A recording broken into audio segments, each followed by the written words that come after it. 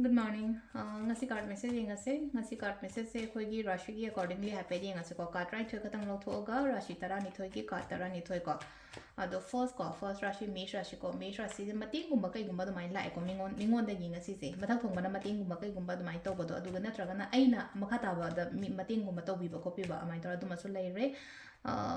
Kaino gumba childhood friend gumba kai gumba theng no kai na ko su la ka ni ko. Brisharashi gi na se lai se ko aingon da help torokpa haitare ko figure hose khoi female figure middle age gumba kai gumba dmaina aingonda mating gumba kai gumba pibirakpa aingonda lambi ama kari ama taglakpa korpa amai toroga lere ko sida mathang gi sena khoi gi mithun rashi gi ona sida lai se opportunities some new opportunities new chapter is coming up haibane ko sila se ko aduga next gi sena karkat gi sena sila se celebrations haitare mi pun bokot pa yai ko ngasi imanabi ke ka pun bokot pa yai wakhan nungai ni mi pun bokot pa da leino ko yamna positivity positive energies ramai taroga lai ko next ki sena ko ye singer rashi thawai nungai tre ngasi se ko katang pen da bokot ta ba nungai ta ba dumai taroga lai ko next na amu kari no hai kan se da khoi gi single le ko madang kaina ge se da le se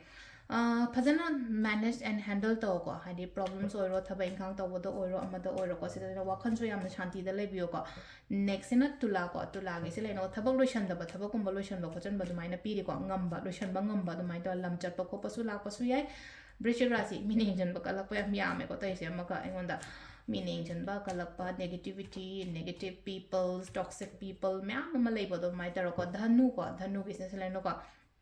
kitang social oil dum ka shukai de ko social oil ba then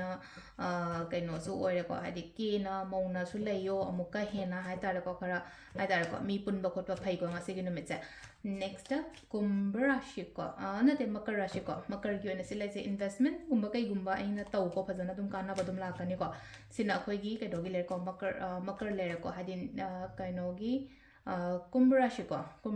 na sila ise khetang delay ore thaba ingkhang to delay oiba laki la aga su khara tap na khona amai toro ko last ki min rashi gi na sila ri se aina khanba aina ningiba aina pamiba do fulfill oyo haina dilai ko do sila re khoi gi rashi gi accordingly tarot card reading ma'am thank you